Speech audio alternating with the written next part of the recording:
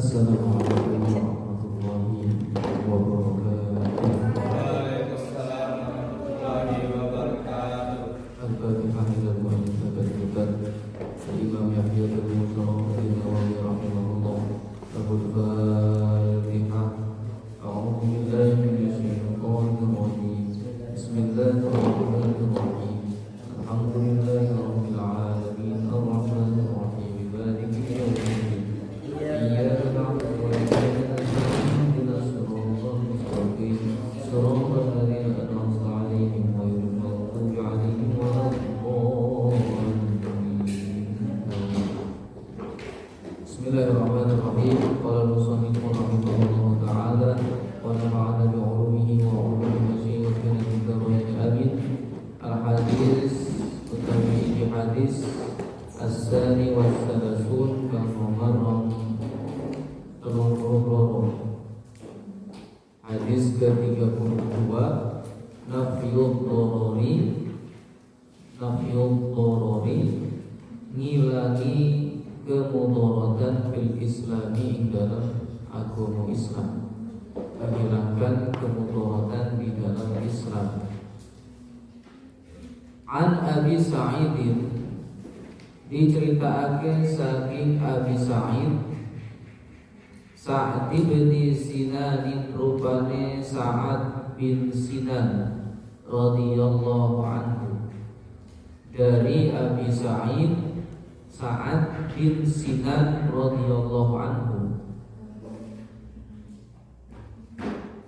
anna setuhune Rasulullah sallallahu alaihi wasallam, setuhune Rasulullah sallallahu alaihi wasallam iku qala dawuh sapa Rasul, la darara, ora ana nglarati iku maujud. La darara, ora ana nglarati iku maujud. Wala dirara, lan ora ana gawe melarati iku maujud. Wala dirara, lan ora ana gawe melarati iku maujud. Tidak ada kemudaratan, jangan berbuat mudarat,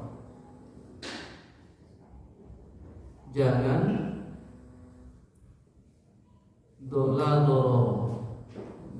dororo, jangan membuat mudarat, wala diroro, dan jangan memudarati orang lain. Hadisun hasanun, utawi hadis hasan iku rawahu Ibnu Majah, diriwayatake sapa Ibnu Majah, wa Daruqutni lan Daruqutni, wa ghairuhuma lan liyane Ibnu Majah wa Daruqutni, musnadan ale musnad.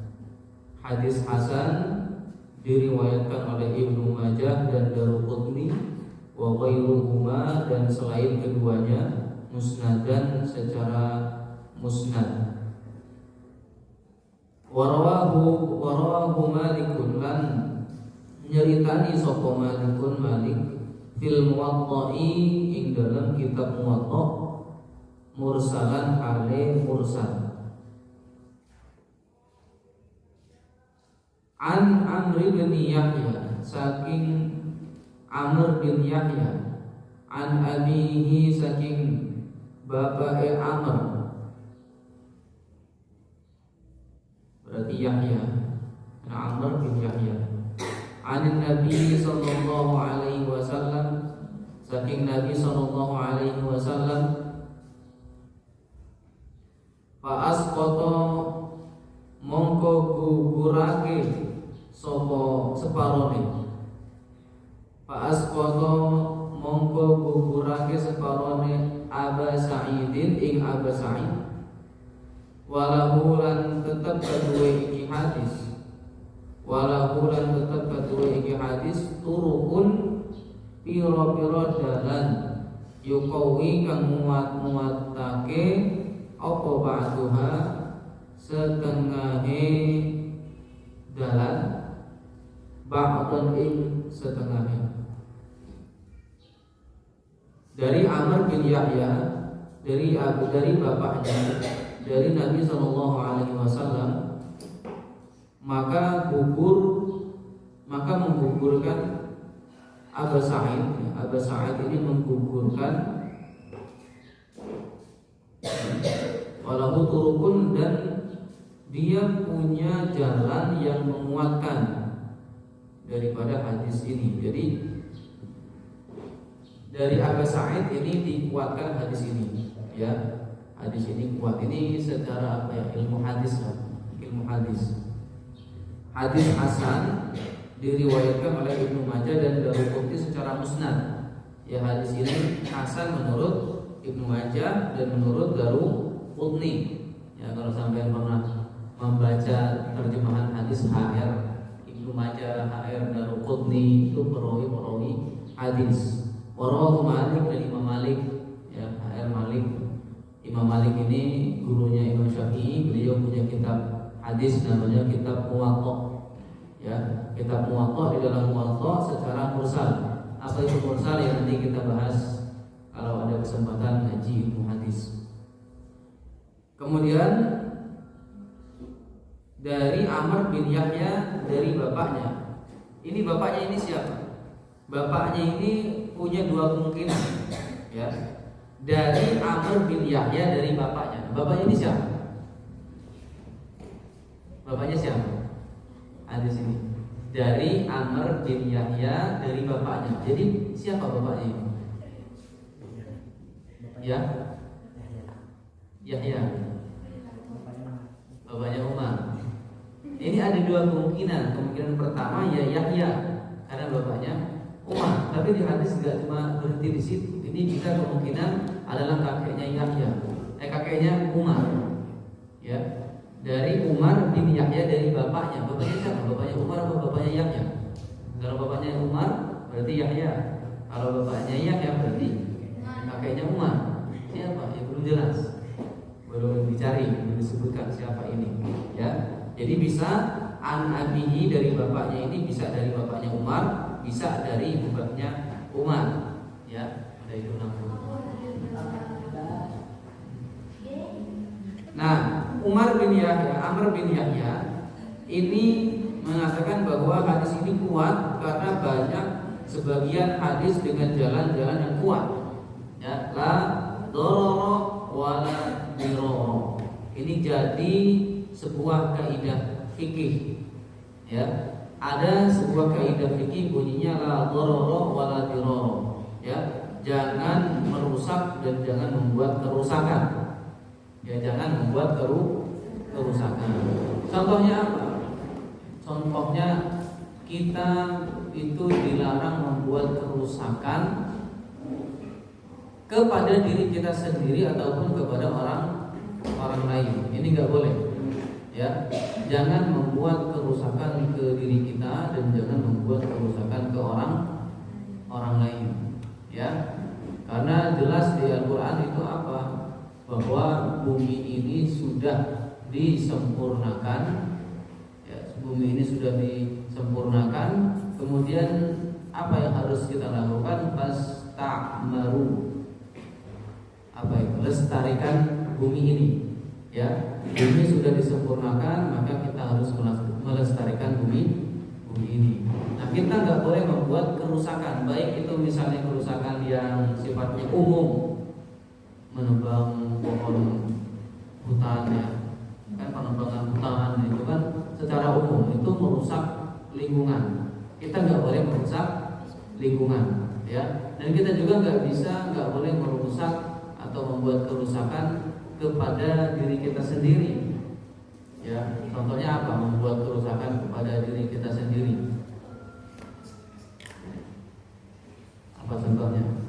Atau begini, sebuah kemudaratan itu tidak boleh digantikan dengan sebuah kemudaratan yang lain. Tahu mudarat enggak? Enggak.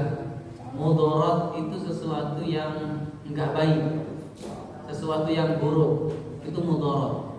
Ya, Sesuatu yang buruk yang terjadi kepada kita jangan kita timpakan kepada orang lain pula. Ya, la dharara wa la dirar. Misal sampean kehilangan sendal. Ya, ada enggak kehilangan? Main gitu bercandaan gitu kan ya. Sendalnya kemudian ada yang numputin. Habis itu enggak ketahuan, hilang. Padahal bersandar kan? Sendalnya disumputin hilang, nggak ketahuan. Padahal saya naruhnya di sini loh yang nyumputin. Ya, saya naruh di sini kok nggak ada. Waduh, yang nggak tahu. Jadi hilang sendal itu. Ini kan kemudaratan ini kan, ya kan sesuatu perbuatan yang nggak bagus ini. Maka jangan dibalas dengan sesuatu yang sama. Ya, jangan dibalas. Wala dirara, kan jangan balas kemudaratan itu. Jangan membuat mudarat dan jangan membalas mudarat. Ya. Tadi sendalnya disumputin kemudian hilang, enggak balik ya kan. Rugi kan orang ini yang punya sendal, dirugikan ini. Maka yang dirugikan ini jangan membalas untuk membuang sendal dia. Misalnya Pano ya nyumputin sendalnya Farhan, enggak ketahuan hilang sendalnya, ya hilang. Terus Farhan membalas dengan sendalnya Pano dibuang juga sama Farhan. Ini enggak boleh, barter enggak boleh, ya enggak boleh. Kenapa? La dirara wala la darara wala dirara. Jangan membuat kerusakan dan jangan balas sebuah kerusakan. Ya, tadi sendalnya hilang gara-gara Pano. Kemudian Farhan mau ngilangin sendal Pano, ini nggak boleh. Jadi gimana harusnya? Tabok? Ya nggak bisa, ya nggak imbang lah. Sendal saya harganya 50.000, tabok cuma sekali, bentar hilang, ya kan? Ya sendal saya 10.000 emang ada. Sendal saya 50.000, dibuang sama Pano, dihilangin sama Pano misalnya. Gimana kemudian ngebalasnya? Bukan dengan ngilangin sendalnya Pano atau dengan ngilangin barangnya Pano yang sendalnya 50.000, bukan. Tapi gimana? Si Pano harus mengganti sendal Farhan. Bisa itu dengan uang, bisa itu dengan belikan yang baru. Ya, ini berarti bukan diroro, ini bukan balas keburukan. Kalau si Farhan membalas keburukan dengan hilangnya sendalnya Pano, ini berarti diroro, membalas keburukan. Kita nggak boleh membalas keburukan. Kalau dia berbuat buruk, misalnya ngilangin sendal kita, dia harus mengganti sendalnya. Bisa dengan uang, dengan harga uang. Ini uang sendal ini berapa nih? Sendal ini belinya saya 50.000. Udah kepake 1 bulan. Ya udahlah kurangin lah 50.000 jadi 45.000, barang udah dipakai sebulan. Ganti. Atau Pano beliin baru untuk mengganti sendal ini. Ya, nah gitu. Bukan kok kemudian kita balas dengan keburukan yang sama.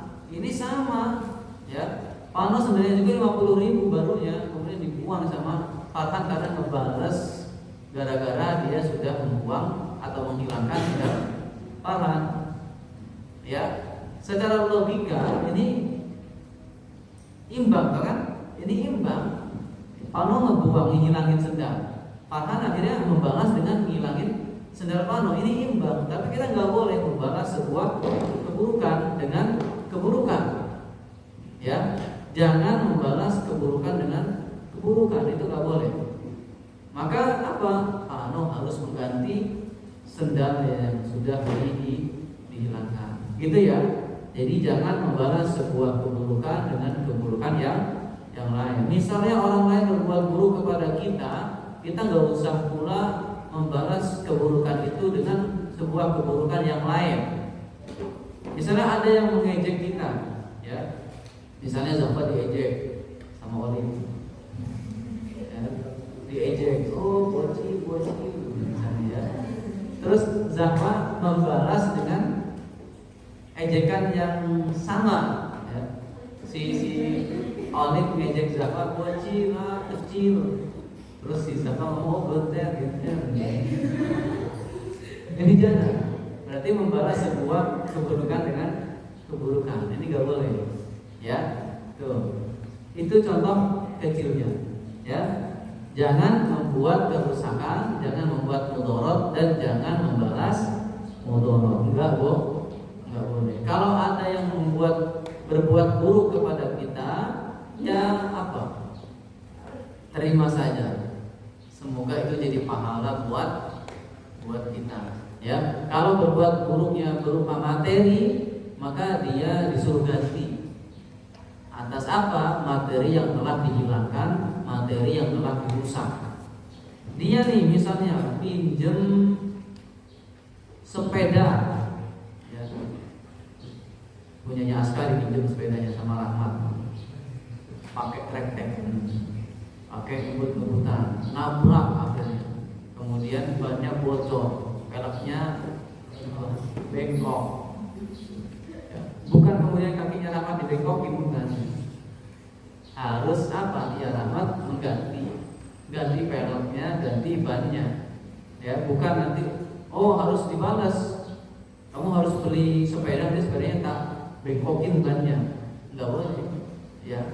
Jadi apa? Ya Rahmat harus mengganti materi yang telah dirusak.